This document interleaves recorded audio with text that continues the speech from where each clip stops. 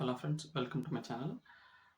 இன்னைக்கு யாரை பற்றி பார்க்க போகிறோம் அப்படின்னு பார்த்தீங்கன்னா, தமிழ் சினிமாவில் இசையமைப்பாளராகவும் பாடகராகவும் ஹீரோவும் இருக்கிற விஜய் ஆண்டனி அவர்களை பற்றி தான் பார்க்க போகிறோம். எதுக்காக இவரை பற்றி பார்க்குறோம் அப்படின்னா, எனக்கு ரொம்ப பிடிச்ச ஒரு ஆக்டர். அதனால தான் வாங்க வீடியோக்குள்ள போகலாம்.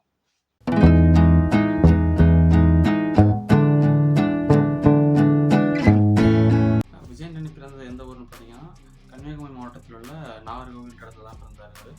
இவர் பிறந்த 7வது வருடத்தில் வந்து இவரோட தந்தையர் இறந்து போகிறாரு. அதன் பிறகு இவரோட தாயார் தான் அவங்களை வளர்க்குறாங்க. சென்னை லயோலா காலேஜில் இளநிலை பட்டம் பெறாரு. படிக்கிறப்ப இவருக்கு இசையில் அதிக ஆர்வம் இருக்குது. படித்ததுக்கு பிறகு விளம்பரங்களிலும் சீரியல்கள்லையும் இவர் இசையமைப்பாளராக பணியாற்றுகிறார்.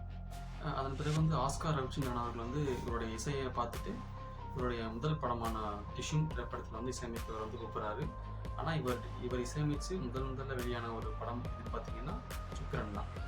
இவர் அதுக்கு பிறகு பல படங்களை இசையமைக்கிறாரு. உதாரணமாக நான் அவனில்லை, காதலில் விழுந்தேன், நினைத்தால் இனிக்கும், நான், இந்த மாதிரி பல படங்களுக்கு இசையமைக்கிறாரு. ஒரு இசையமைச்ச ஒரு பாட்டுக்கு கேன்ஸ் கோல்டன் லைன் அப்படின்ற ஒரு விருதை வாங்கின முதல் இந்தியர் இவர் தான். இவர் முதல்ல 2012ஆம் ஆண்டு நான் என்ற படத்தில் நடித்து இசையமைப்பாளராக அந்த படத்தை பணியாற்றினார். அதற்கு முன்பெல்லாம் இவர் யாருன்னு எனக்கு தெரியாது.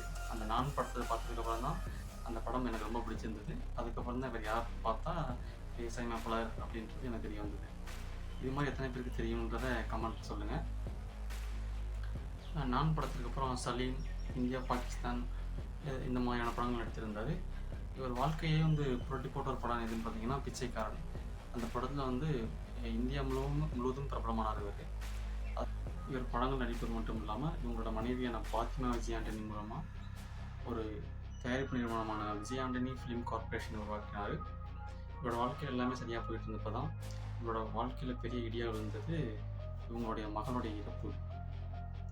அதையும் அவர் கடந்து கடைசியாக ரோமியோன்ற ஒரு திரைப்படத்தில் நடித்து அந்த படமும் ஒரு கலவையான விமர்சனத்தை பெற்றது.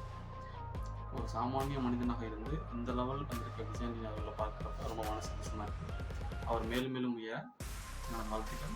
இந்த மாதிரியான பதிவுகளை பார்க்குறதுக்கு என்னுடைய சேனலை சப்ஸ்கிரைப் பண்ணுங்கள், மற்றவங்களுக்கு ஷேர் பண்ணுங்கள். இன்னொரு வீடியோவில் உங்களுக்கு பார்க்கலாம்.